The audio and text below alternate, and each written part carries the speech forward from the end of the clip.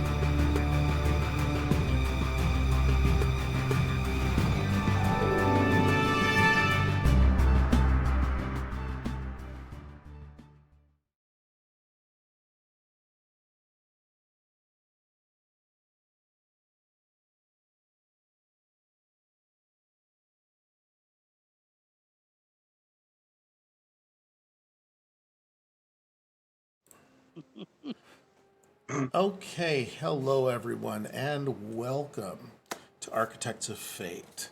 Someone just reminded me I need to do the voice. Players, since before your sun burned hot in space, and before your race was born, I have awaited players. Okay, hello and welcome Architects of Fate.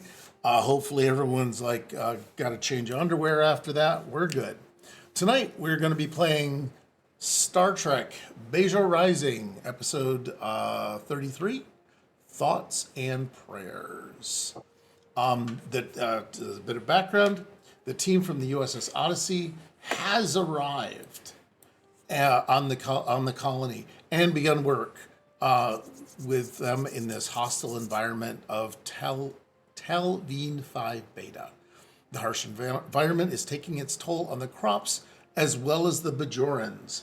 The officers are trying to find solutions, but will their aid be enough, and will it be in time? Ola, Medical Officer Ula, has observed some odd long-term health effects in the colonists, and has also observed that not all Bejorans are as enthusiastic about the profits as some of the colony. And some of the colony's children were at least able to find diversions by exploring cave systems nearby. But apparently they've been told they shouldn't have been talking about it. And also, one question, is Lemule going to let Sosi the urchin keep that plasma sensor he stole? So, we'll find out. Stole, keep. Competence. The big one I'm worried a little bit about is this. So what I'm going to do is introduce everybody, our wonderful cast. And tonight we will be joined by Darth Sarcastic, who also can be called Steve. He is known as Steve.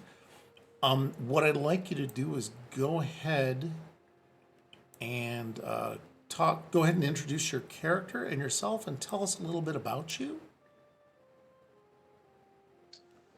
Okay, my name is Steve. My character's name is Lieutenant in the Security Division. Let's see here. He's Bajoran. I presume you're asking me to talk more about my character than me personally. I think both, because they come for the Star Trek, but they stay for us because we're compelling personalities. I may not have told you that when you joined on, but if you want to talk a little bit about like how much you like Star Trek or what what kind of things you like, that's what I'm here for. Well, geez, been watching sci-fi for almost 50 years. Started with Star Trek, so I've got a pretty good handle on it. I'm actually better at answering questions directed at me. Okay. I'm not good at verbal self-diarrhea. Here's what we're gonna do. Is this where you kind of get beaten into the gang, right? Okay. Jim, what I want you to do is ask. Are you awake? I am awake. I'm here. You're here. Believe it or not. You're just This is staring my awake off. face. You're, I am. It's your resting analytical face. Yes. Jim, would you introduce yourself, your character, and ask Steve something, about Star Trek or role playing or whatever? Okay, so that way we can kind of interview Steve and also ourselves. How's that work? Very good. My name is Jim. I am playing Lieutenant Lemuel Higbee, Starfleet engineer and rapscallion. What? He has eaten the plums that you put in the icebox. They were all right. So what was the first time that you realized, Steve, that Star Trek had you in its clutches? I'll even tell you what movie it was. It was Wrath of Khan. That pretty much. I mean, I've been watching Star Trek in general for a long time, but I think it was the movies that sort of, hook, line, sinker. Very good. Okay, and followed up by Nathaniel as Lieutenant Braetor. It's Braetor this time. I still have shit written on the wrong thing. Have I even got it printed on your screen correctly? I doubt it, but I'm staying in the Skype. Yeah, I even put it in the chat. You need to change the first name. Yeah. No, it's not Nathaniel. I mean, I wasn't great with math, but I mean, that's fine. Math. And you need to change the second name to. You'll figure it out. I got it. Hello, found everybody. it. I've changed it. I've written it once already. Nathaniel, Lieutenant Braetor, there? Yes? So I'm either playing Lieutenant Braetor or I'm playing Lieutenant Ula. Crap, I even forgot my character's name. Ula Glatori. She is human. She is a medical officer, and for our new crewmen, I know this has always caused wars and arguments left, right, and center, but in your opinion, Star Wars or Star Trek? Man, this is like nothing like putting somebody in. Oh, sorry, I couldn't hear you. False dichotomy. Wait, so no answer? I didn't. I only heard It was opinion. Star Trek Okay. or He's breaking up. Star Trek or Star Wars, I think was the false Yeah, choice. in your opinion, Uh, which one is better, Star Wars or Star Trek? um, that's like asking if I'd rather be electrocuted or eaten by a shark. Oh, I have opinions. Chat, do you have opinions on sharks versus electrocution? Um, to be honest, like I said, I've been watching all this stuff for almost 50 years, and all of it has its good points. And yeah, there are sometimes you want to leave the theater screaming. It's just the way it goes. But I try and be fair to everything that shows up. Okay. And then we're going to let you off the carpet on that one. Hey, Cam, why don't you bring it home for us? All right. Well, hey, everybody. I'm Cam. I've been watching sci-fi for goodness. I'm 61, so subtract about 3 years from that. So about 58 years, something like that. And I've been enraptured with Star Trek ever since I was a little kid, and my dad was watching Galileo 7, the episode Galileo 7. And for some reason, that last maneuver with Spock jettisoning the rest of the fuel in the shuttlecraft and igniting it as a flare had me hook, line, and sinker. And I used to try and stay up when I was a little kid and watch the actual episodes as they were being aired. So, yeah. And as far as my character, I'm Lieutenant Melkor Ragorthar. He is an Ephrosion. He is the ship's xenobiologist, and he also has a minor in sedimentology and soil science, which worked out really good for about 3 episodes ago or something, when they were trying to figure out what was going on with the crops here on the planet. And the question for Steve is, now that you have been watching Star Trek for so long, if in your life you could actually live in one of the different eras, TOS, TNG, the future version from after Discovery went to the 32nd century, what would you pick and why? Oh, that's a good question. I guess I've always been like a TOS movies. That's usually been my thing. Not to say that Discovery 32nd Century doesn't look really cool. Programmable matter sounds fun.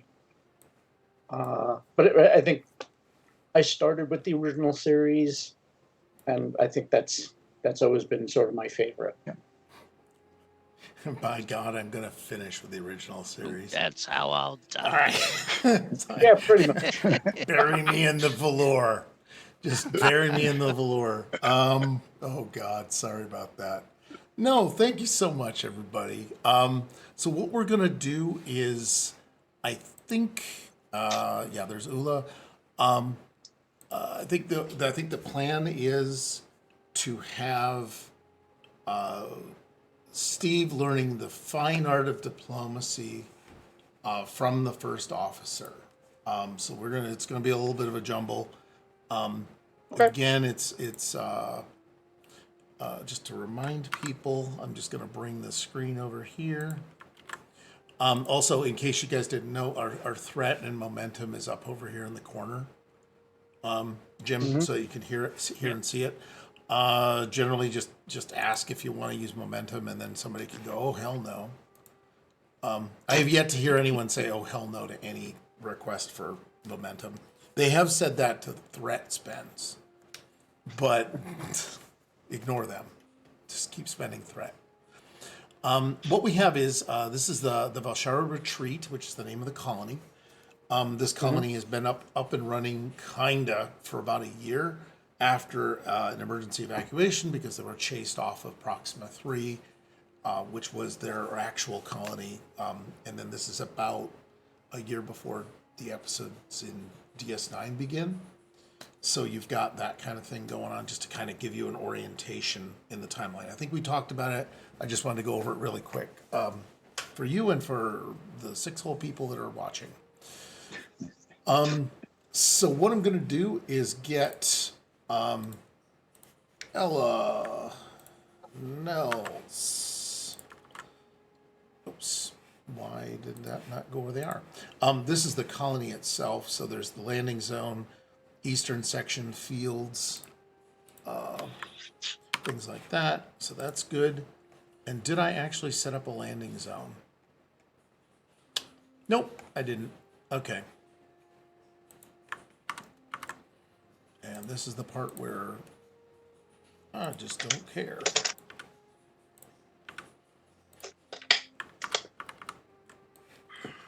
All right. And instantly we transformed it into landing zone. There is the ship. Does everybody remember what the ship's name was? The freighter's name was? Talisman? The Talisman? Talisman? Yes. Let's go with that. All right. And then what we've got is a bunch of shuttles. The Talisman is an Antares class freighter, and I decided it was atmospheric capable because it's my show and I will do what I damn well please. The writers, me like most of the writers, did not read the mission brief or read the show Bible to know what was and wasn't atmospheric capable. So I look forward to the letters from angry fans, how I've ruined Star Trek for them.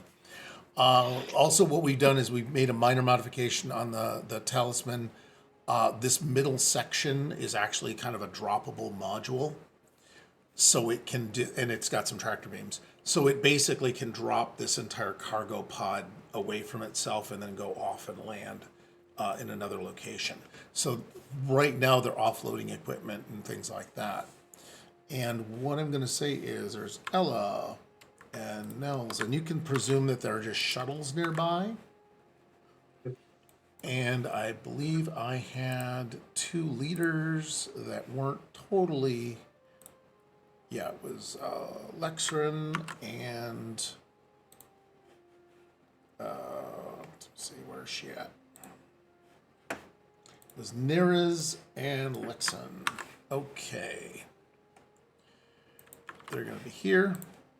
And there's a quick fill-in. There are 3 groups involved in the effort. There's the engineering team, the medical team, and then there's like social and cultural liaison, which is what Lieutenant Nels is involved with.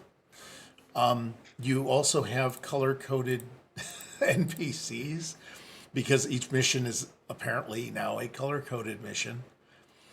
So that's kind of fun.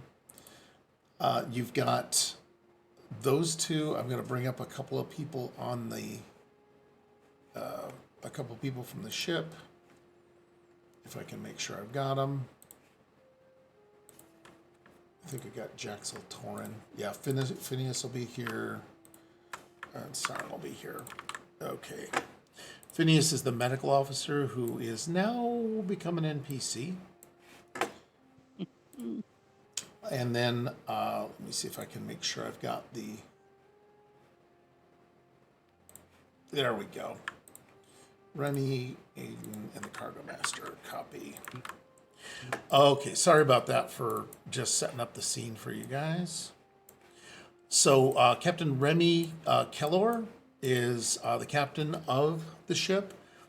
And before you know anything about her, you need to, Steve, you need to tell me how Nellis Tallis knows her. Because apparently the entire player character class cast knows Remy. And if you guys want to go around and describe how you know her, that'll give maybe Jim a chance to rack his brain. Or not Jim, I'm sorry, Steve. Steve, the other generic white man name. Yeah, sorry about that. Paul. Yeah, go ahead. Well, since you opened your mouth, how do you know Remy? How do I know Remy? How does your character know Remy? I grew up on a starbase, and Remy would always be docking and moving cargo and showing up at our starbase. Okay. So I've known her since I was like a teenager. Okay, and she was reasonably trustworthy, untrustworthy? I never got any vibes of untrustworthiness from her. Okay. Well, I'm just all right. So that's it. Either I think Bejor knew her, but you can also just make up something for Ula.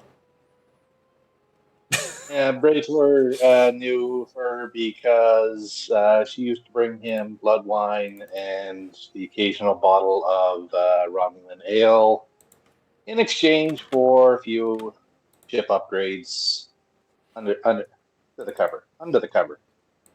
Okay. As for Ula, she's seen the captain in the medical bay a few times. Treated her for a case of measles and maybe one large semi-disgusting wart, but nothing was documented. Okay. But All right, Cam. I believe right. Melkor also knows the captain. Yeah, Melkor was fairly young when his grandfather was president of the United Federation of Planets. You may remember the Efrosian president from Star Trek 6. I went into meta mode without my little thing. So, so my grandfather, after he retired from the presidency, or I don't know if there's term limits in the UFP, but anyway, after his presidency was done, he and my dad went into basically economics and business type dealings, and so they knew her as a person who would make deliveries. And so I was a little bit younger. I was probably in my teen years when I knew her more, and then I hadn't seen her since after I went to the academy until just now. Okay. And apparently, one of the ship's pilots was her former lover. That was Phineas Boggs' ancillary character. Was Maverick was her former lover, and they did not part on good terms. So Steve, do you have any idea of how you maybe want Tala to know Captain Keller? Because Captain Keller's also been moving supplies through some kind of treacherous waters to get supplies here to the colony. They're currently working for an NGO, so there is some work going on with refugees, or at least maybe smuggling. Maybe or smuggling. You can use your Bajoran background or your security background.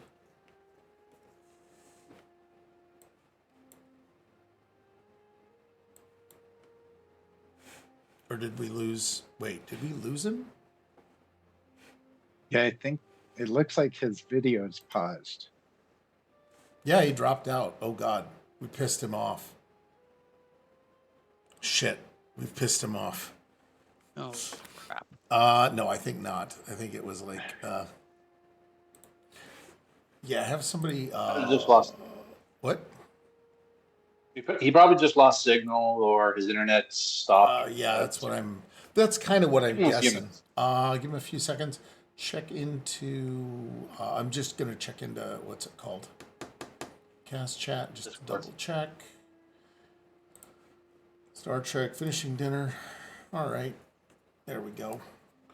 Hopefully he'll be able to rejoin us. I'll just ping him directly, but I know he had some. He shut his connection off too.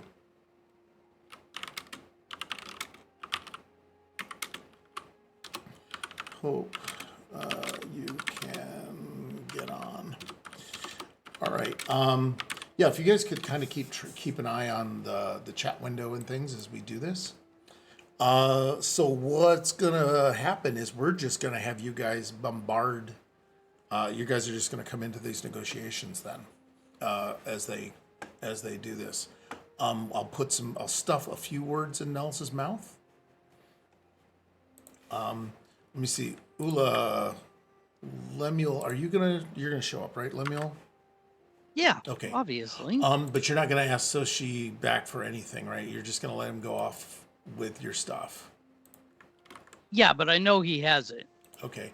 I'm also going as far as to say I'll bet there's some ways to track it. I think so. Yep. Yeah, Nathaniel?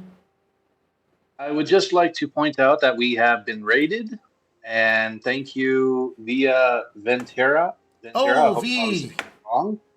Him and a party of 5 are raiding us. Thank you very much for coming and supporting us. Do some Uncharted. You guys are gonna have to help me on that. Someone uncharted. Lost Legacy? Oh God, I don't even know what he's talking about.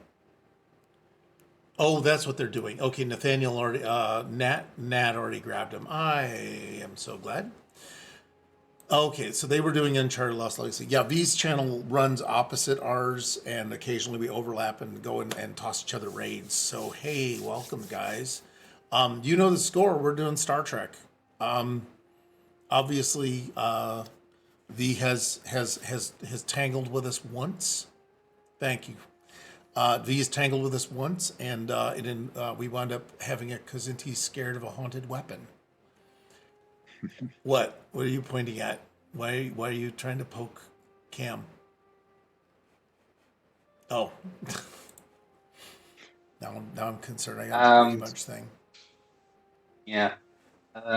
Ula's done her medical thing, and I guess that's it for her. She's gonna go cut her off a little bit. Oh, I was either gonna bring her into this main scene, or you could bring Bejor in, because this is the landing area, so this would be a spot where Bejor could be. Ula, I think we left everybody set so that they were gonna you'd all assess situations, and now you're coming back. Yeah. Hey, Steve, I really hope you're okay. How you doing?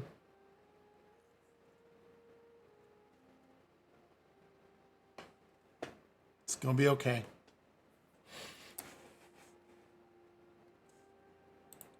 All right, we're gonna keep moving through while Steve works on his tech.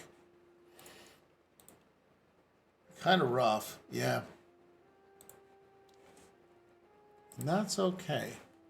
What we're gonna all right. So Nathaniel, did you want to have Ula come and start like ordering around people to get medical supplies, or just start handing tablets back to Phineas, or did you want to bring Bejor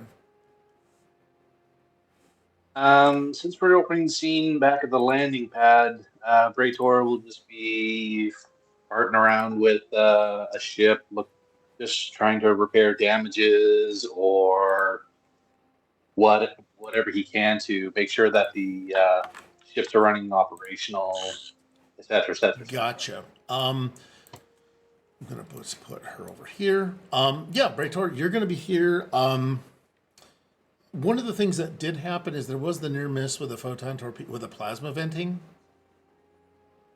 And then what I also think would happen is I think personally, and it matters because I'm the GM, whether it's personal or not, but I think that you guys probably ran into some issues with the tractor emitters, or they at least need to be looked at, if that makes sense, because you guys did whip a lot of ships around with them, and it would probably be worth it because it was like it wasn't a huge strain, but just making sure to do a diagnosis. If you want to do, I believe it would be engineering and control, because this is fine work things. Bejor is not diplomatic. Klingons rarely are. Yeah, we want to just keep Bejor back there on the ship, just fixing shit. But what you're going to do is there's, if I'm not mistaken, there were 3 shuttles that were involved, I think, directly in the combat in terms of seriously grabbing stuff. Or were there? Yeah, there were three or four. Okay. Yeah. I'll go A, B, C, D. Shuttle B, Baker, was the one that Maverick used. So you can decide what that is. Maverick will have probably an increased level of difficulty because he also jumped the engines while he was doing it. And I believe he is locked up in Captain Remy's stateroom. We're just going to not talk about it. I think to keep the peace, Commander Thorne is just going to let this go because she hasn't been really impressed with Maverick. Hey, welcome back, Steve. How you doing? I took care of those Romulan spies. Okay, good. Because I Messing with the signal again. I'll be right back. I got some things to do. I don't know how much you missed. Oh, because we didn't notice. Nobody noticed. You sat so quietly, and the most well behaved, right? you were incredibly well behaved. I think the phrase "good little Bajoran" would be the Rolaren way of putting it. But I'm sorry. I think you were just starting to set up the landing pad, and that's when. Okay, so Crap we saved you a whole pile of trouble. There you go. So what happened is all the crew kind of gave you a chance to hear how their character knew the captain of the Talisman, and the Talisman is a ship that has been pressed into is being used by an NGO to shuttle supplies back and forth. I believe the crew found out, and did you guys report this to the first officer or not? The smuggling stuff. We did. Because I think one of the narcs, I think Nathaniel played a narc. Yeah. So yeah, you had a narc. Yeah. But they basically had things that were very much able to bribe Cardassian border patrols, and on the way in, the Cardassians weren't taking the bribes, and it was I forget the name of the whoever was in charge of the Cardassian raiding party. He was new, and he was not interested in just sort of basically, being a jerk and just taking bribes and harassing people. He seemed to be a lot more into wanting to essentially cause more trouble, and things have been escalating with raids and things. So that's just a thing to keep in mind. But to put you on the spot a little bit, Steve, how does Talos possibly know Remy? And that can be personal or professional. Good question. More likely in a professional manner. Not. I'll say more hooking me up with folks to just get information from. Okay. Okay.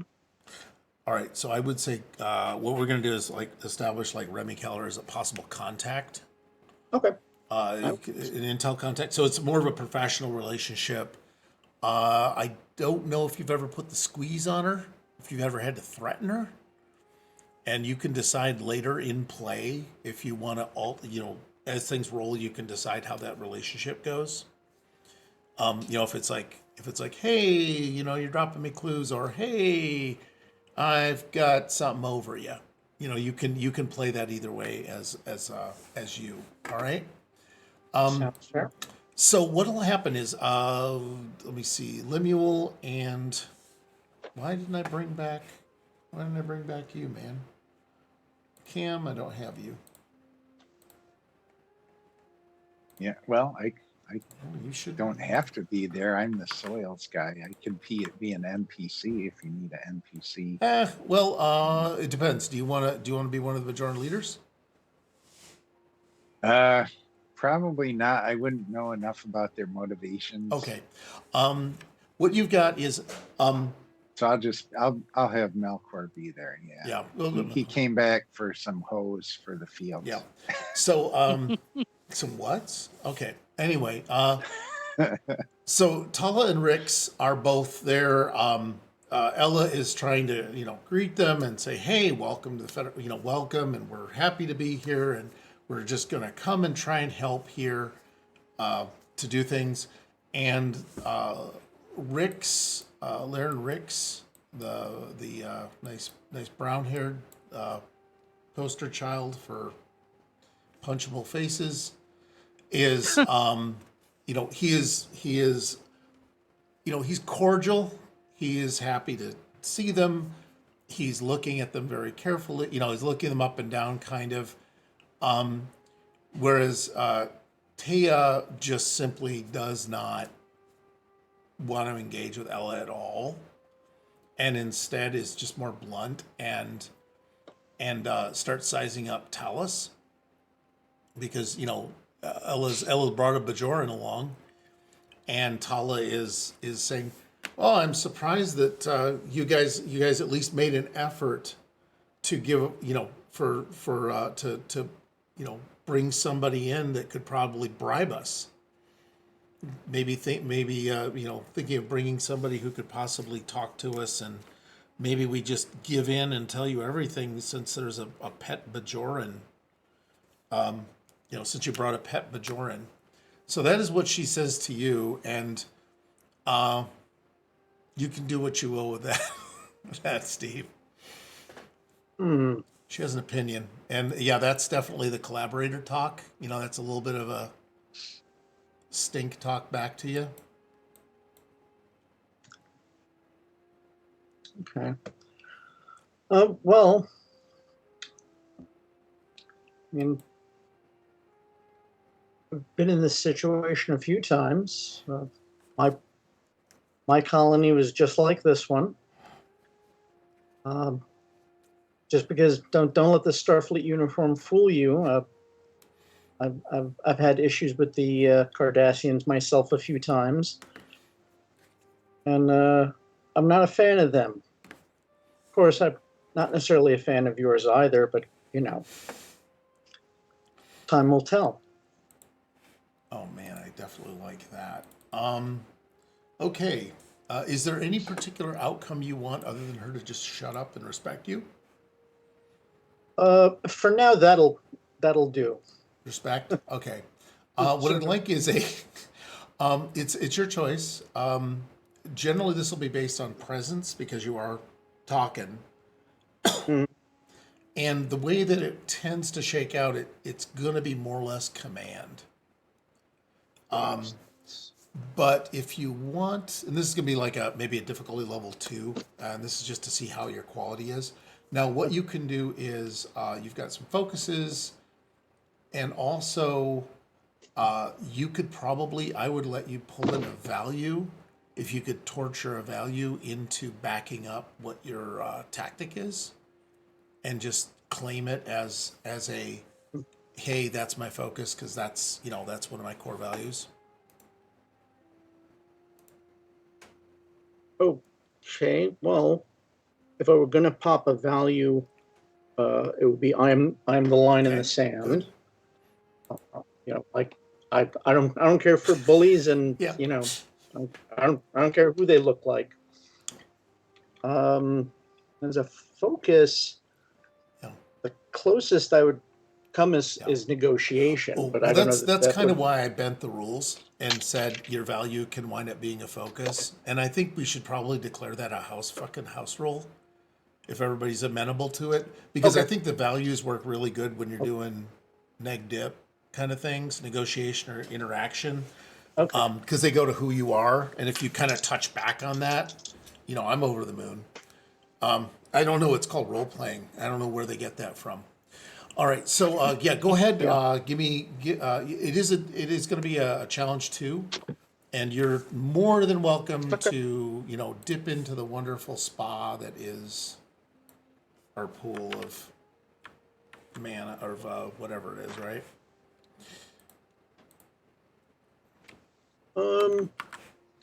Well, what is it? I think it's one momentum gets me another. Yep, one D20. momentum gets you your first D20, and If nobody minds, Go right ahead. I'll pop that. yeah, because you guys generate momentum like nobody's business. I will tell you that right now. How we do? Okay. All right. So my command is 3. So I got 2, 3. Yeah. So it looks like I got 4 successes because I rolled a 2, 7, and a 4. Wow. Okay, Keep those well, ones. So you can have the momentum back. actually, if you want, we're gonna do a thing like a little bit of an extension to the information spend.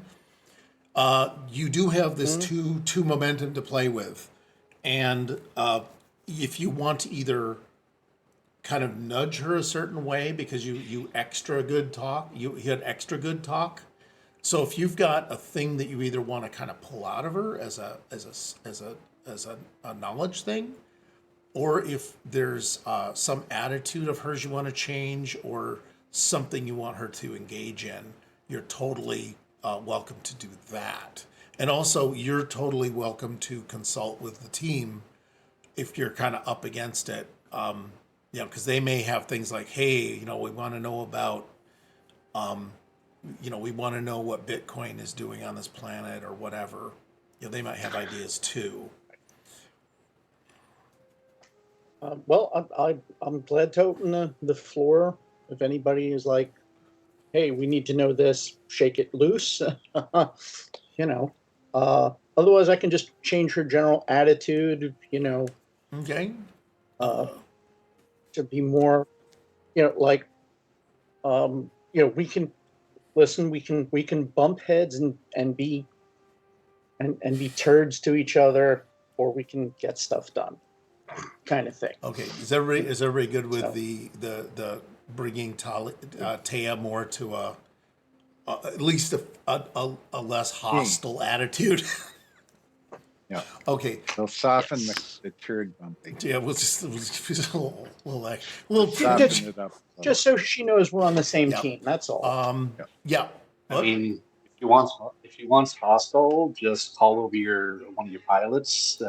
Rachel will be more than happy to talk hostilities to her. That's true. And what I'm going to do is that was only like 1 point of momentum to kind of move her over. So the remaining one will go back to the pool. That'll be great. So yeah, Ella's now not necessarily congratulating herself, but she's feeling pretty good that she kind of stepped back and let this kind of unfold. Because Rix was a little concerned when he saw this exchange and realized, okay, I don't have to step in. This is okay. We're going to be fine. Remy is going to be, intruding a little bit and asking if she can get some crew to kind of offload the stuff. So there's going to be some Bajorans moving in and out of the environment. And Alara is happy to, she's happy to start kind of cataloging herself. She's going to go off with Captain Remy to kind of see exactly what they're bringing in. Because there was what you guys surveyed, but she kind of wanted to watch and see how it's distributed and see if the packages are making it to where they are. That kind of may leave Nellis at loose ends, I think. And what I'm going to do is, at this point, Ella's going to go, well, thank you for breaking the ice, Lieutenant. Now I feel that perhaps it's your time to learn the fine art of resource management and prepping. And then she just sort of points to all the shuttles and says, yeah, all that needs to be distributed. Best of luck. And she's just going to go off. Leave you in it.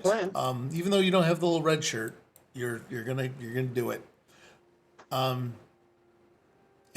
somehow miraculously, all the players now know that that Lieutenant Nellis Tallis is it, as far as like kind of how the landing situation is going to go. Which is funny because like the intelligence officer is now, the security officer is now like in charge of distributing shit. All right, so you guys go ahead and actually kind of come at Talos with your requests and your needs and things like that.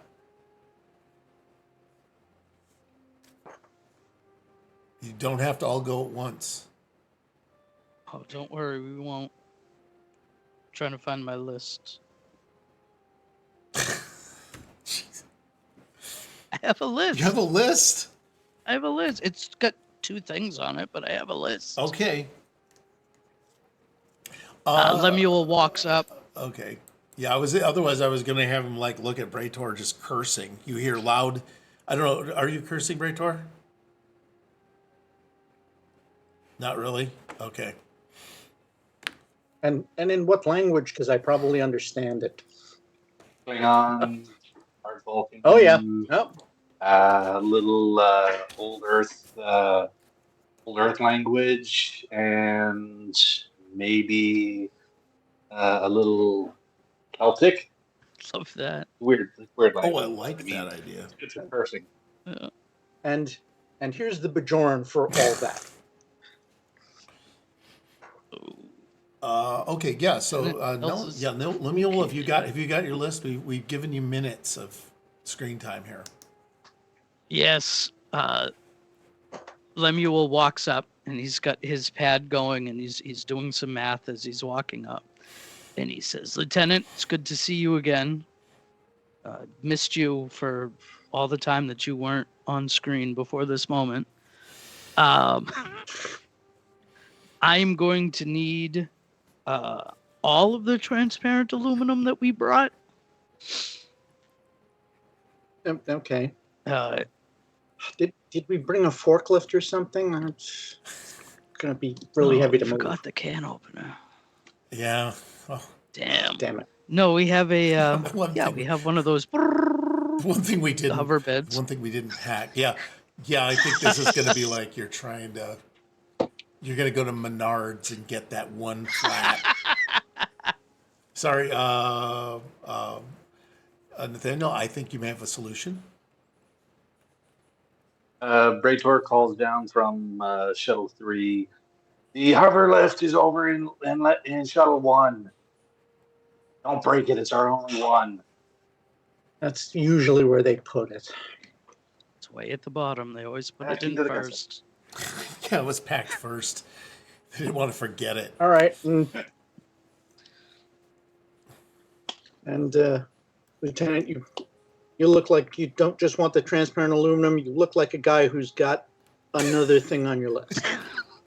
Yes, that's very astute of you. I have exactly one other thing on my list. If I could read my writing, that would be amazing. But I thought you were the engineer, not the doctor. I am not the doctor. I am the engineer. And I'm engineering us some greenhouses and baffles Excellent. to block this wind so that we can actually have some comfort here. And I need those electromagnetic field generators. I'm going to try and whip up something that can keep this dust out of our equipment. Maybe even out of this All right. hole, something we can put maybe outside each resident so that we can dedust people as they come in. Sounds like a plan. All right, so is it just me, or are there like a couple of ensigns You who are could assigned to absolutely me? start Or creating ensigns. sure, we'll just say there are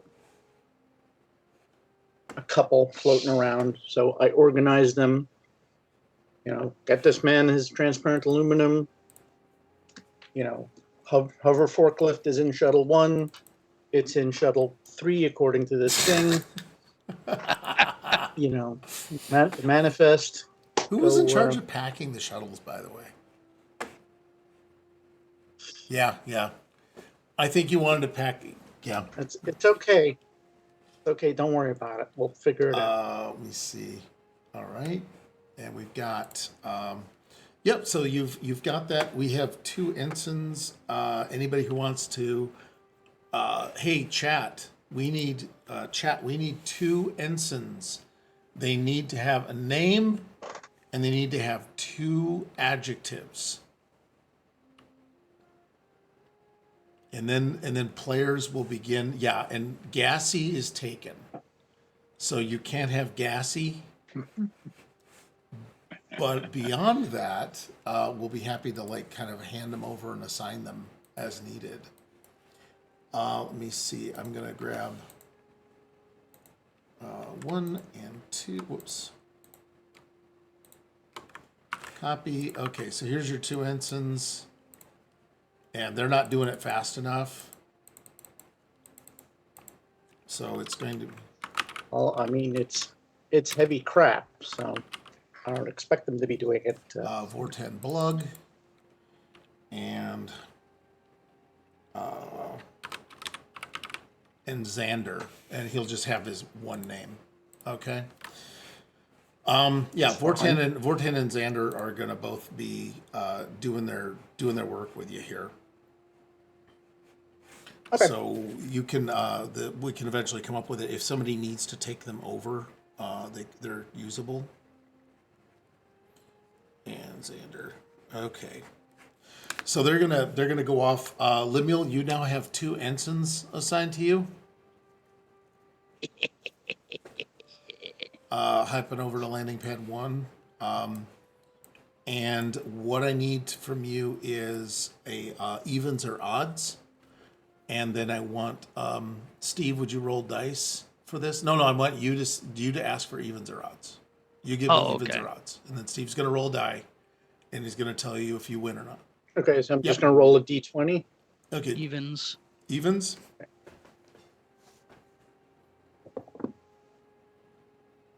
Came up an 18. That I think is even. So your choice is the sled in the first shuttle you look at or not? It's up to you. It's up to me? Well, you get to choose. Otherwise, I would have made it inconvenient. Oh. But you can decide if you want to milk this part of things being in the wrong spot or not. No, I have a higher opinion of Starfleet than that. It's right where they said it would be. Okay, it's right where, and that's actually where Lieutenant Bajor put it. So, more or less. I think he was mostly worried about grumping about the weapons having to be removed from all the shuttles. Okay, so you're off. You're going to start grabbing the aluminum to head out. Ragathor, what do you need from the newly in charge guy? Well, first of all, we need something to take care of the wind in the area by where the crops are being drawn. It's just blowing around the topsoil and it's wreaking havoc. So I would like, we probably don't have one, we didn't pack it, but we might have the components to build an isotropic rubidium centrifuge. And that should allow a counterbalance to the wind with centrifugal force. Alrighty, I presume you have a parts list just in case they didn't actually pack one. Yeah, I can give my parts list to either Xander or Vortan, Yep. and they can Okay. go bouncing along and find the parts. And then I will need to requisition one of our engineers to help construction. I have the science knowledge, but not the engineering knowledge to put one all together from scratch. Okay. First, I'll check the manifest for the actual device, and then we'll see if we have the parts. Yeah, go ahead. I mean, you should find it not a problem. Do you have command at like 3, right? Okay, that puts you in totally competent area. You do not have to roll to look the information up. It's a 0-level task. But if you wanted to take a chance on getting a critical failure, you're always welcome to roll dice. Nah, and we have maxed out momentum, so I don't need to play with that. Lieutenant or Ensign C. Parker, and apparently he's from PT Deck 37. Chat did come through, albeit slowly. He is your ensign that is assigned to you, Gerthor. And we're just going to send them over to Shuttle 2, which is where the precipitators are, if that makes sense. Okay, and Brator, what I'm going to do is have Can you do a what's it called? Be security and insight if you've got those.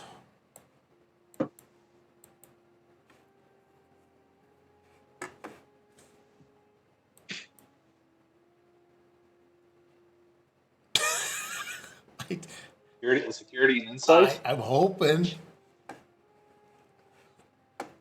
What am I looking for? What am I doing? Because I don't know if What you're doing is this is your noticing stuff roll, which is about as like I that's about as good as I can map it unless anybody else has some ideas. Investigative techniques. Oh, you're looking for a focus. Okay. Investigative techniques means how to tail somebody, how to know if you're being tailed. I'm going with that. So I'll absolutely let you mash that in. Okay, apparently Parker is a 16th generation klutz. So good luck with that, folks. Don't care. Oh, dear. All right. So what you do is from the landing area. We already know that this is kind of a dusty plane and not very hospitable. Also, you're landing about midway through the 24-hour day. So the temperature is starting to slowly build up. So that's okay.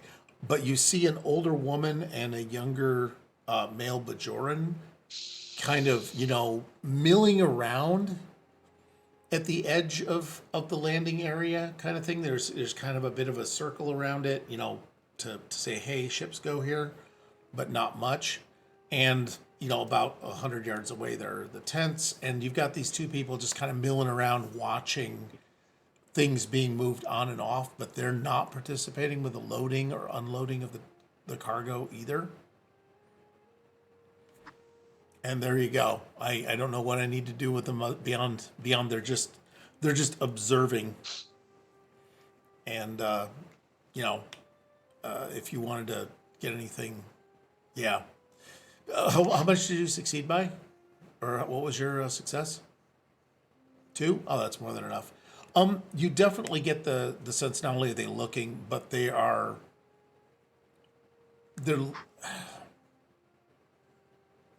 looking at Lemule and what he's doing and where he's going and moving. So yeah, they're looking at him because he's the one getting into most of the engineering kit. And that's what they're doing right now. I don't know if anyone's going to act on that or if I'm just twisting in the wind, moving to the next plot point. Okay, moving to the next plot point. What? I was gonna say, can I see them? Or Do any of us notice them? Let's see. because I am a xenobiologist, so maybe I could tell if they're acting like real Bejorans or are Just they gonna like, saw him in half. perhaps.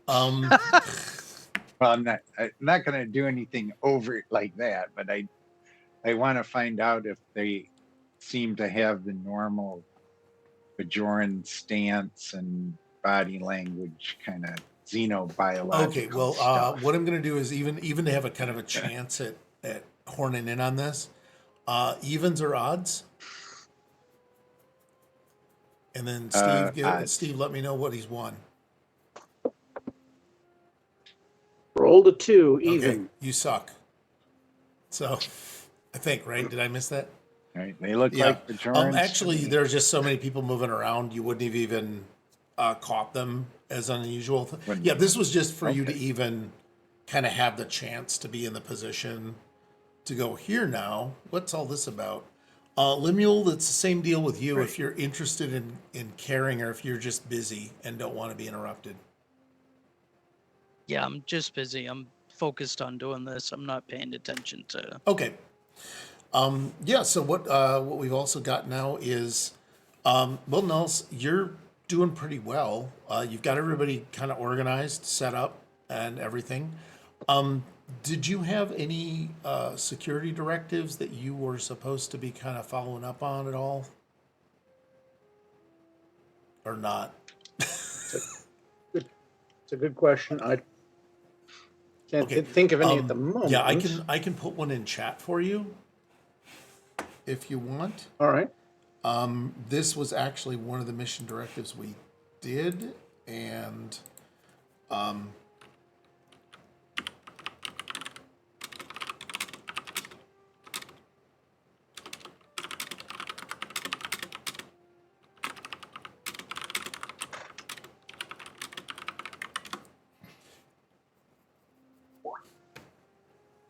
so yeah, I think we talked about Yes. it. Is a little bit of the history was a Bajoran who we haven't talked about, and we have not.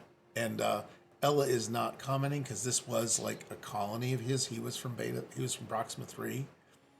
But Ella is not going to reveal that information to the Bajorans because there's well, he kind of got possessed by a book that made his eyes catch on fire, and Yeah, and that can be a stuff. problem. So yeah, he I mean, we'll go meta, but it for all intents and purposes, it hasn't been encountered yet, but we're looking at things like, hey, there's a fire creature that hates the prophets that comes out of a book and directed a sensor beam to a spot in Bajoran space that the Odyssey someday should investigate when it's back on their side of the neutral zone. But yeah, so this is where the book that he got came from. And so that's one of the directives that you guys might be operating under or was implied. Okay. Since you're security or since you're more intelligence, this was kind of the extra reason of there was an artifact and the guy who was inhabited is now at a monastery undergoing some heavy duty kind of meditation to deal with it. Okay. So if I remember correctly, said something about little kids visiting a cave. That might be someplace for me to check out. The old lady and the kid though, they're still They are meandering meandering about. and you have actually the intelligence buffs, so, and you were already like looking over at Brator's shuttle repairs, and you enjoy sparks apparently. So I don't know, but yeah. So those two are over there. They're catching your eye. All right. I think maybe I will go over and just generally chat them up. I will turn off the universal translator, so I'm just speaking straight Bajoran to them. Ooh, all right. And I approach the old lady. I will presume that there's some familiar name like Auntie or something, Yep. So Auntie, are you okay? Is everything okay? Everything is, well, it's interesting. Everything is fine here. We actually don't need outsiders. Things are working quite well as it is. You also notice she's wearing her earring in the wrong ear. Is it Interesting. what is the name of the ear thing? I thought it was The power race doesn't matter what year; it's just the color of the earring. They're more red. no. These are Seventh Day Power Wraith worshippers. But yeah, I get you. Yeah, because I think that was one of the. What in the hell, guys? Yeah. So, but yeah, you do notice that they're not wearing necessarily their things in the right ear, or in the proper ear. but yeah, you don't see any evidence of that when you check it over. But thanks, Nathaniel. But yeah, she's just sort of like, why are you with these people? You should be helping us.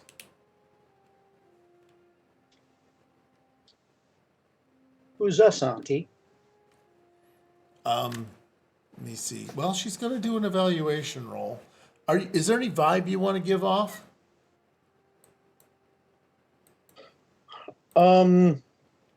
Sort of. I'm open to what you have to say. Like I'm, like if she's going to try and make me drink the Kool-Aid, I want to hear her story.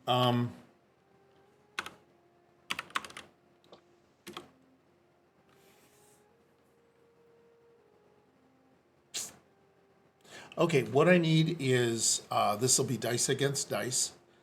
Her perception roll was a 4 and a 9 against you, so she generated 2 successes. What I'd like you to do is probably a presence roll and probably security. Those would be the most relevant that I could think of, and any sort of thing you could bring to it as a focus.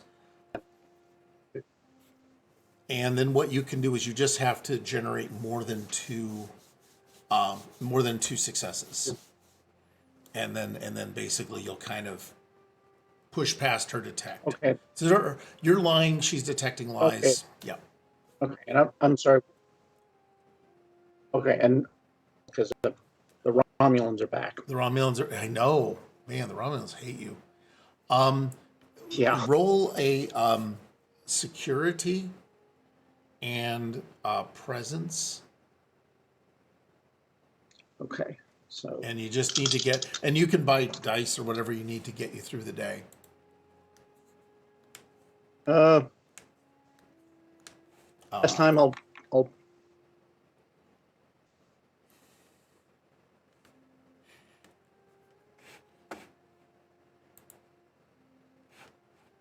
Okay, and he dropped. Okay, so we're going to pretend that these things happen. Nels is going to be over here engaged. We're going to move back to like refugee help. I think, right? Is Stevens? Yeah, he's froze. Okay. Oh, you did it. Okay, more, good. More tech issues. Damn Romulans. Okay. Okay. 3 successes. All right. You put one over on her. Literally one over on her. And she's gonna kind of now like, yes, we don't really need, this is the perfect world. It is here, and it is harsh, and it is here to weed out those that would just kind of like, bleat like sheep waiting for the prophets to fix things. I think we need to take our fate in our own hands a little bit more. And Steven's gone. Romulans are killing him. I'm doing my best surreptitious, conspiratorial old lady. They're trying to hack his system. They are seriously hacking. I mean, I think we were too goofy about Cloud Strike. Parker is apparently Relgathor. What are you guys doing trying to get your stuff out? What did you grab? Well, we got various components for the centrifuge. We got some, got a box of various isolinear chips, and then of course we had to find some raw rubidium. Luckily, we were able to synthesize that somehow, Yes. I guess. And then we have to have a couple of plasma pressure gauges to make sure that the centrifuge is indeed isobaric, so that it doesn't cause a pressure problem in the farming area. And Parker has to cut some stuff out with an ion Ion bonder. the ion beam cutter, and so we'll have to see what he's doing with that since he's Yeah. a klutz. That was what we were literally going to do. What I'm doing is I'm going back to Jim's Victory Garden too, because that's where you're headed. Yeah. Okay, so let's see what happens. Nathaniel, you're not getting a lot of screen time with your character. Did you want to take over C. Parker and just be the absolute source of everyone's problem? Okay, you're welcome to it. Parker is going to try and heave this over. I'm going to go over here. His crit range whenever he does anything is 17, 18, or 17 through 20. So I'm just giving him the crit range because, chat gets what chat wants, right? He's a klutz. He's a klutz. Yeah, he is a klutz. All right, we can count on him. Okay, the dice are red for everybody just joining us and not care. If they care, we just read across and then across, down, and across. Just so I don't have to keep picking out dice. I'm only taking the first two because that's all they rolled. And so, yeah, they got a 7, which was a success, and then a 19, which means that they did pull. They didn't actually engage they didn't lock down the discharge couplings beforehand. So while it was still charging in the ship, whatever it was still connected to the shuttle's power supply when he yoinked it out. And Bejor, the thing you hear is not the thing anyone wants to really hear with any craft that they are provisionally in charge of. What thing broke? What did he do, and what sound did it make? And you're well aware of C. Parker.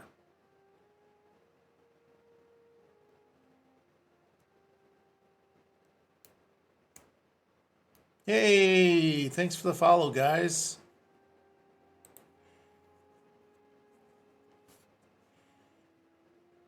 Nathaniel, you okay? You can't leave me hanging because I asked you for a. Sorry, what do I need to do? Okay.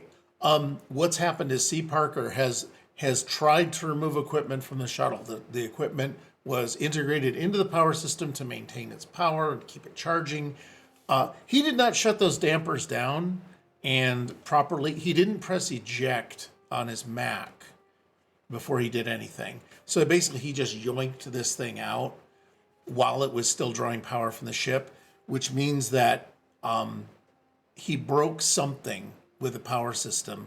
And what I'm going to ask is, would you please describe what he's broken, how you feel about that as Bejor, and what you're going to prevent yourself from doing to C. Parker, or you can just have a little bit of an imagination play on Bejor's mind as you rush across and cut him in half. It's up to you.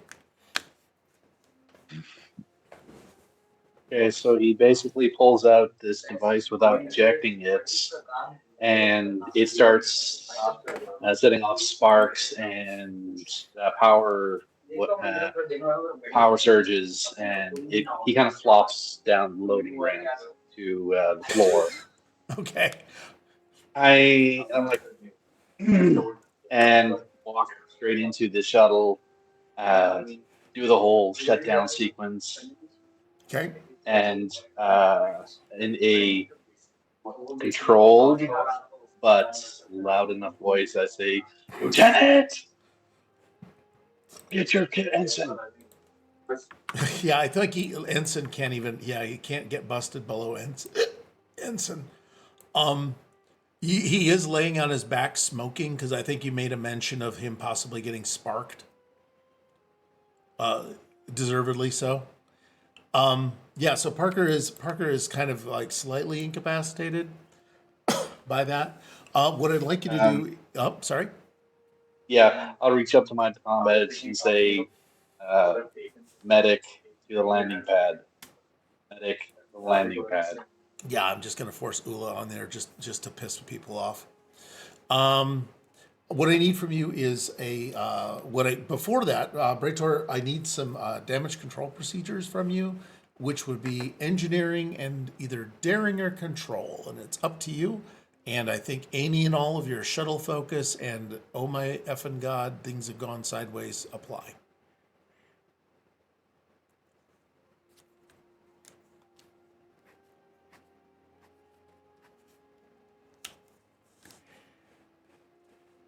But I probably think my shuttlecraft operations focus does apply here. Yep. Yeah, you're dealing with like Oh. a potential collapse and a cascade because they yanked it like an idiot, and yes, this could feed back. Three successes. Three successes strongly shuts the hell that down. Basically, it was starting to feed back up through the Odeon conduits, and it was kind of headed for, I don't know, the main power plant, the reactor. You do short it out to ground. You do have an extra point of momentum left over if you have anything you want to hurl at somebody, or any flourish you want. I'm going to hurl it towards the lieutenant that has come, not with a medic, but I'm going to send it towards what's it supposed to be in charge. Whoever's in charge. Nellis? Give Nellis Okay. the momentum to Do with what he will. yeah, I mean patience or whatever. I think to If I get deal- his if I seat deal- in, oh, sorry. Yeah, because I mean, if I deal with it, I'm just gonna drag the thing right across and say, "Don't let him touch my ship no more." Yeah, I think I think you immediately definitely send a memo as you finish it up. Parker's still on the ground. We'll have Eula go over there, and if you want to take over while you're doing that, Eula shows up. He's smoking, and you can actually have Eula and I like the idea of Eula and Brator talking, and you just shifting your head from side to side.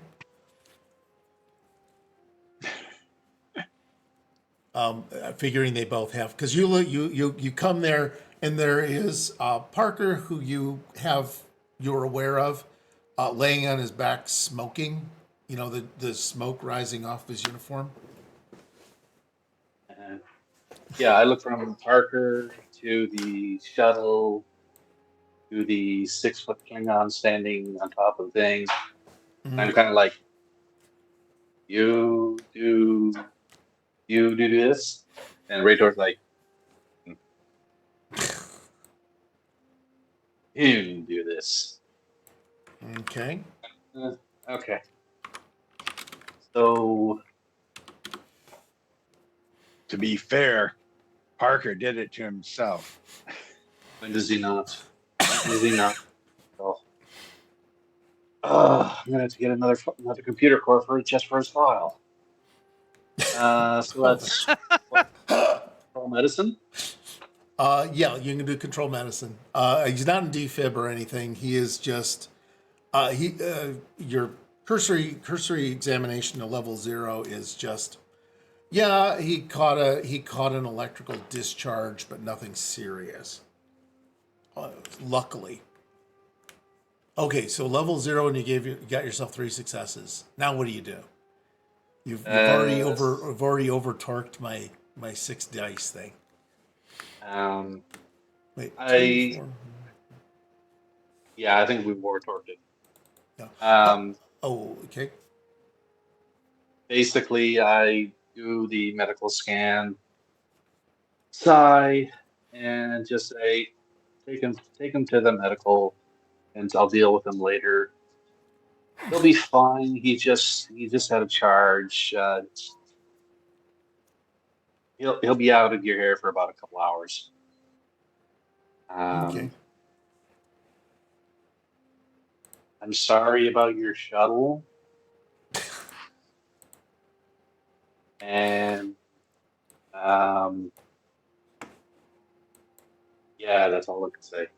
I Okay. walk away. You walk away. All right.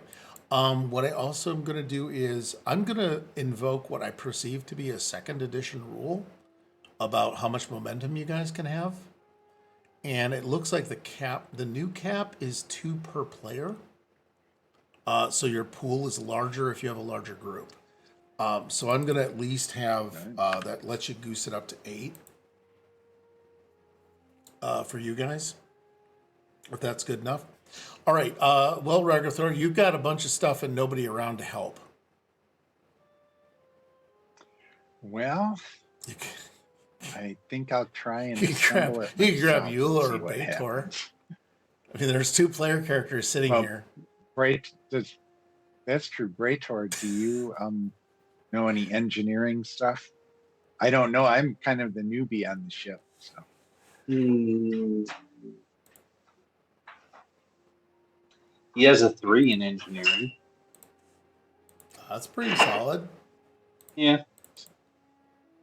Yeah, it's better than mine. So if I assist him, can I help him put this thing together? What do you think, But it would- Bejor? Well, I mean, he could help you put the hover sled together and then maybe just carry a few of the heavier crates. Because, I mean, he is Bart Klingon, so he could lift a large number. But yeah, you can help if asked. Okay. Yeah, I think I like the idea. And actually, if you really wanted to be more slightly side characters, I could envision Melkor just presuming that people will do what he says. But I don't know if you want to do that. I kind of want to oversee it to make sure, because I'm this is something he came up with as Yeah. a Yeah, I think scientist. he's not gonna do so you know how us sciencey guys like to keep our fingers in the pie even when we send grad students. Okay, to go so do things. yeah, Braytor, you're basically getting that cart assembled, and do you want to just kind of go out to the field and try and start setting this up, and just sort of say, hey, while you're at it, come out to the field. No, Yeah, no. why don't we assemble this in situ so we don't damage any more shuttlecrafts, because it does have a few components that could conceivably cause problems. Braytor comes up to you, stands over you, and say, "Thank you for volunteering to help." And he'll just like ice glare you, waiting for you to actually help. Oh, right, yeah. There's a bunch of Dr. Bashir. There looks like there's a bunch of stuff laying in front of you right now. Oh, yeah. Oh, well, yeah. I'll help. I'll help load it up. Hey, Lemuel, how are you and your 2 going? Oh, swimmingly. We've got the foundation down already.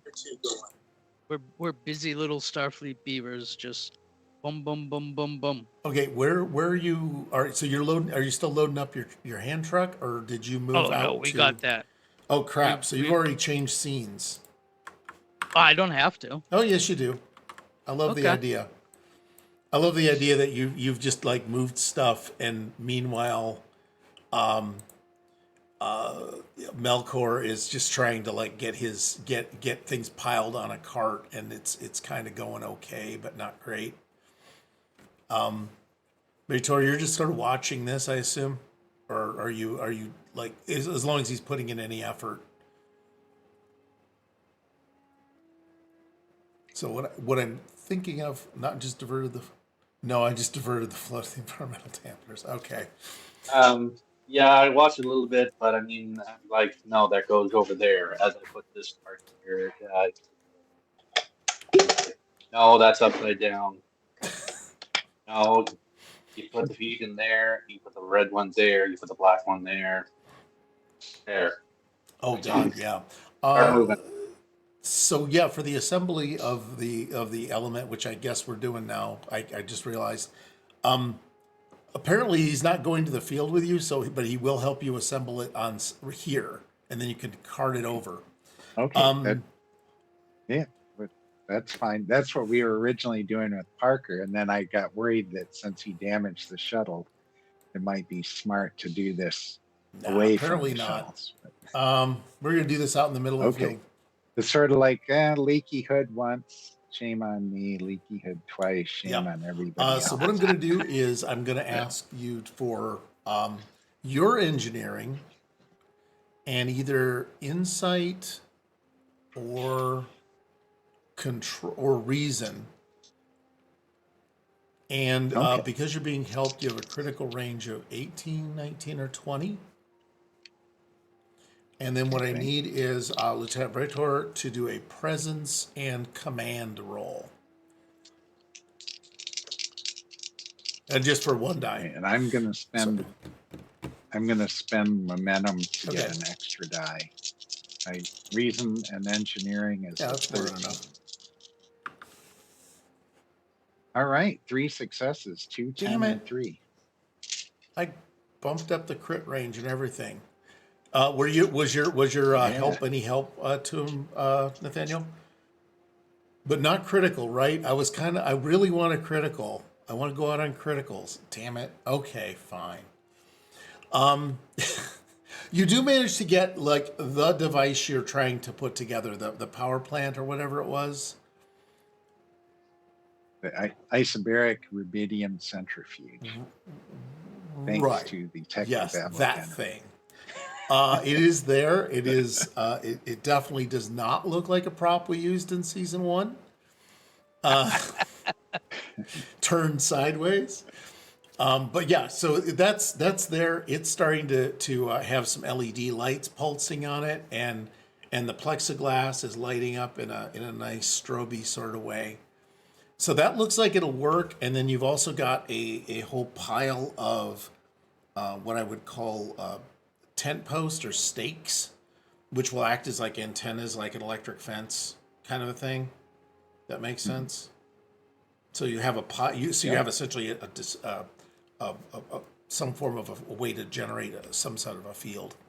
All right. Hey, welcome back, Steve. What we're going to do is how far, let me see. Isha and you were in conversation. You, as I recall, had just convinced her that you were maybe up to, no problem. You were definitely a person Open to drinking the Kool-Aid. open to drinking Kool-Aid. Yeah. So she was. So she's like saying, this world is harsh, and it is something that people that are soft and just don't want to, just for people who just simply beg and wait for things to be given to them, will fail here. This is a land where it demands us to take and to achieve and to prove ourselves.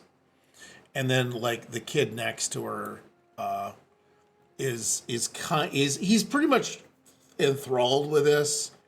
He's definitely this, and you've kind of seen these charismatic dipshits before. Oh dear. Yeah. So, but she's not saying anything specific, but this is a very harsh place, and asking or begging is not really gonna get you very far.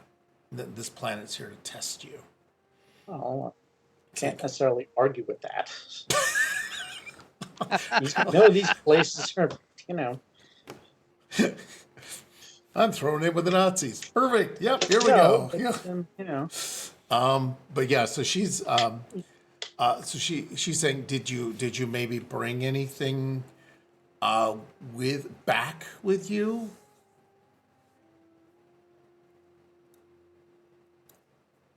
She's asking me if I brought something back. Yes. No, just me and some of these other guys. Okay. That's about it. So she's definitely not thrilled about that, and she's actually kind of confused. like, let me see, what is she, how smart is she? Not that smart. Okay, yeah, she's giving up on Koi stuff. Now she says, no, you should have brought the book back. Well, And- where does the book go, Auntie? We're supposed to bring it back. We're supposed to bring it back. You know, you were supposed to, like, you know, use it and bring it back. You know, and she's also going to say, well, you know, did you actually introduce yourself at all? I probably introduced myself Okay, to her. okay, yeah, But that would be the polite thing to do. yeah. You know, it's like, well, did you, you know, because Reltok needed this book, and we got it for him so that he could help Greater Bajor. Reltek. And as a meta thing, Reltek is the Bajoran assigned to the Odyssey who happened to have this book and took a good long read out of it and wound up. That's Fire Eyes. Yeah, Fire Ice. Yeah, yeah. Reltok is now, you know, off at a monastery with everybody from Name of the Rose, and they're all over Gotcha. there. But yeah, so Good. Sean Connery will look after him. yeah, Sean That's good. Connery's going to look after him. But the idea is, you know, Reltok, you know, they're not going to ask about him, and this is also the person that nobody's bringing up was even assigned to the Odyssey. And you'll notice that none of the Bejorans asked after Reltok. Okay. Who is So a none of them seem interested. well, none of them. I think none of them thought to ask. It seems, but yeah. Okay. And you can make up facts about Reltok's background. By the way, he's marginally detailed, but he did come from the colony before it was forced to abandon its location. Gotcha. All right. And she's not asking me like, well, she's not answering me about, you know, where are we taking the book or something. Well, you know, I need to see where is the book, and we can Well, then take it to where it needs to be. You know, we can do what I complete can our to- ceremony. What? I'll do what I can to find it for you. Oh crap! I'm looking at the two of them. I just want to see, like, do they look like drugged up zombies, or like they're not exactly kosher? No, they're actually observant. Sorry, depends on how you kill them, if they're kosher or not. This is true. Depends on how you kill them. Oh God, that's the horrible thing to say, but okay, here we go. I had to just get that out. Architects of Fate disavows anything I say. But no, they're not. Yeah, they don't appear to be under any influence of drugs. There's not anything that's taking them and making them wholly unnatural. But they are being very. They're trying to be surreptitious. They're trying to be a little suspicious. They're kind of looking everywhere, keeping an eye on everybody. And Ishiru, the younger guy, definitely always defers to her. Interesting. You know, he's just there to, you know, back her play. It seems. Who knows? You know, just by looking at them that they're not related, because you know that Bajorans just know these things. Okay. But yeah, she's definitely interested in that book, and she kind of needs it. You know, it's like we sent it, we'd like it back. Okay. And did Reltok finish what he started? Because I haven't seen the temple open. Which you do get to throw your Bajor knowledge on that one. Oh, okay. No, Auntie. I couldn't tell you if he's completed it, but that's what I'm gonna try and find out. You have a nice day, you two. Just I'm backing away.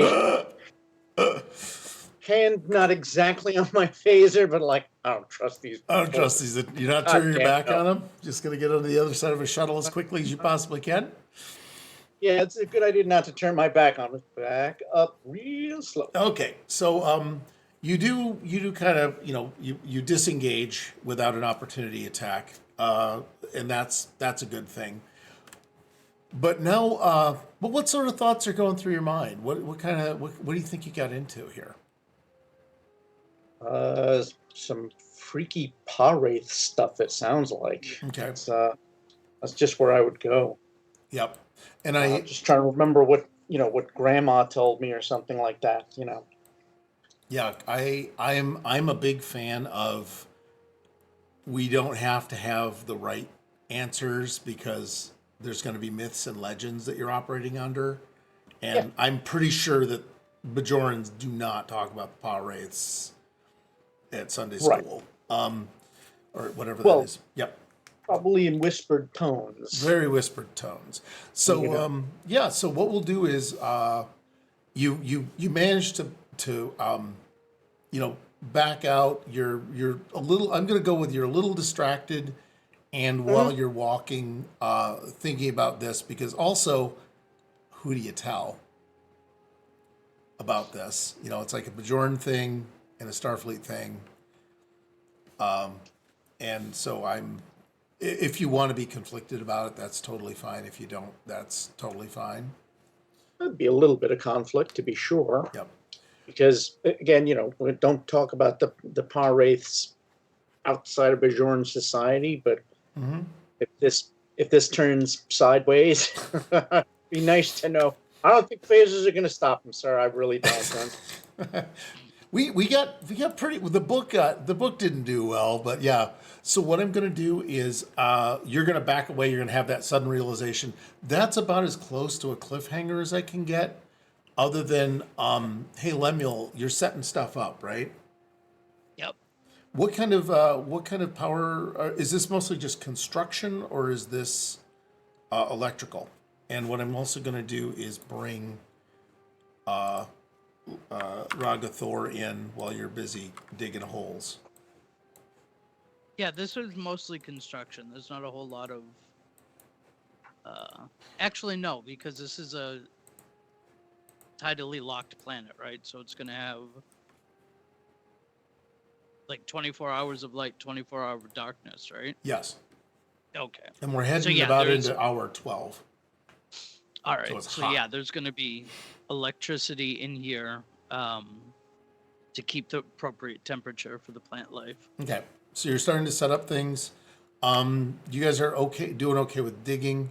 Ragathor, you've managed to shove this big cart over terrain that I don't think the cart was meant to go over. Which I think is why Bejor didn't want any part of this. Fitness is high enough.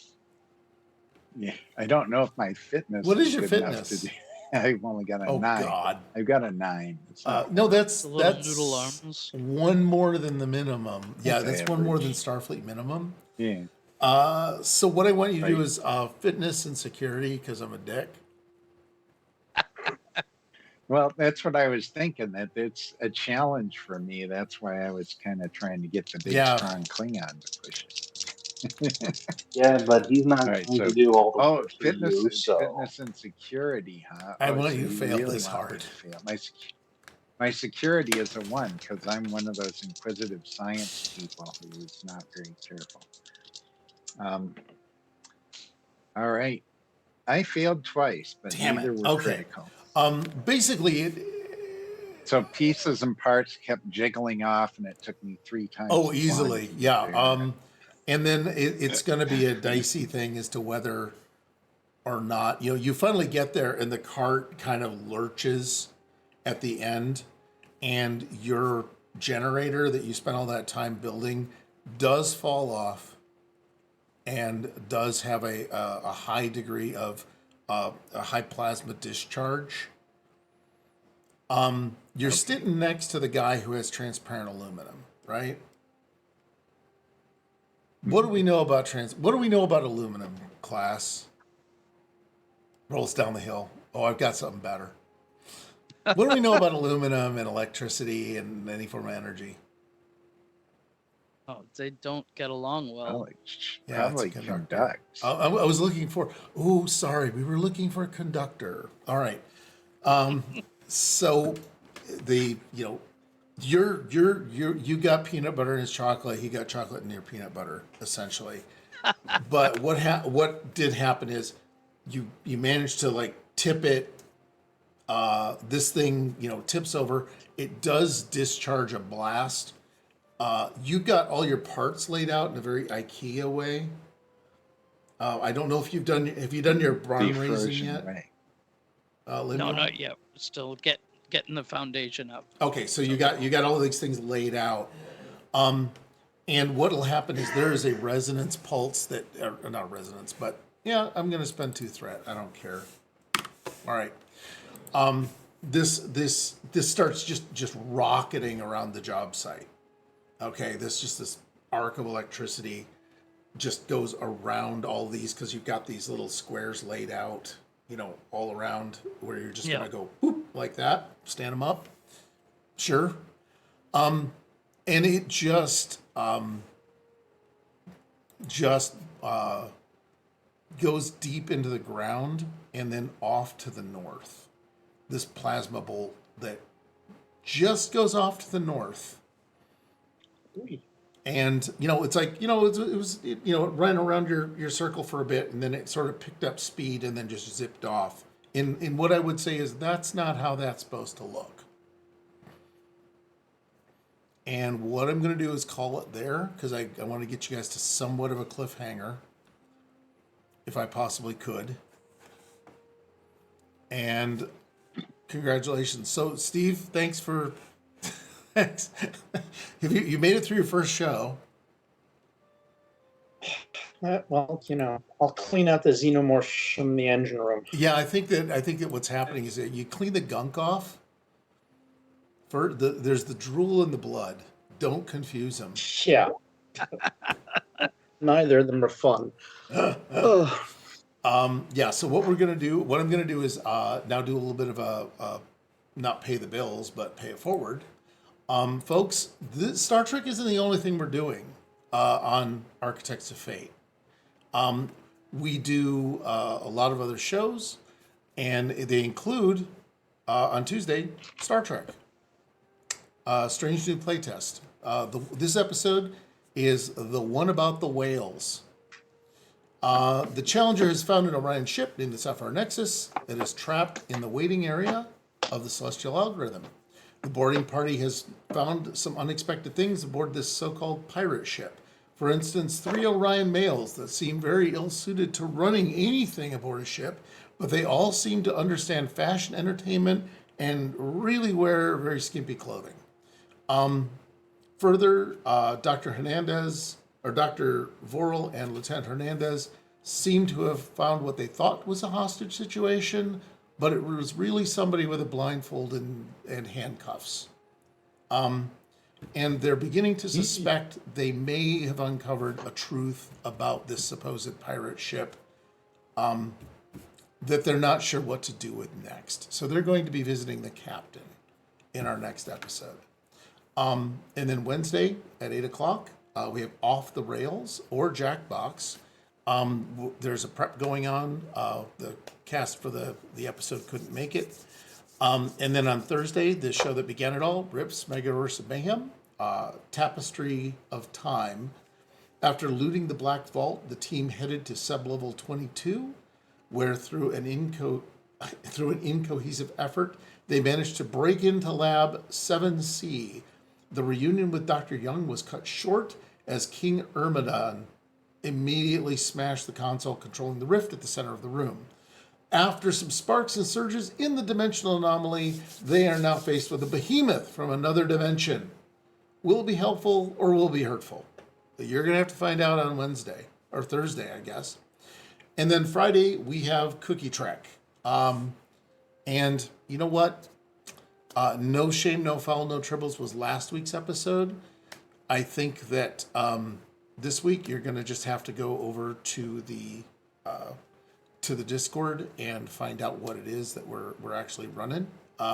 And then on Sunday, we have Tomb of Annihilation back again. And I don't have a write-up for that either because we're professionals.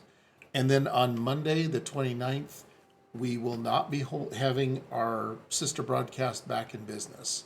That's going to be a TBA, so when in doubt, hit the Discord. Let me see, hit the Discord for details and follow-ups. What I'm going to do is I don't have a raid prepped, so I'm just going to kind of let you guys go into the ether. I don't know actually how many people are in the chat. Do you guys know? Holy Looks like cats, that would be 6. us. Yeah. That'd be us. Oy. Oi. Let me check my thingy. Yeah, I could probably do a raid. So I'm gonna run a raid really quick. Similar, smaller size. People that we're following. Okay, let's look for somebody who's doing Pathfinder, because why not?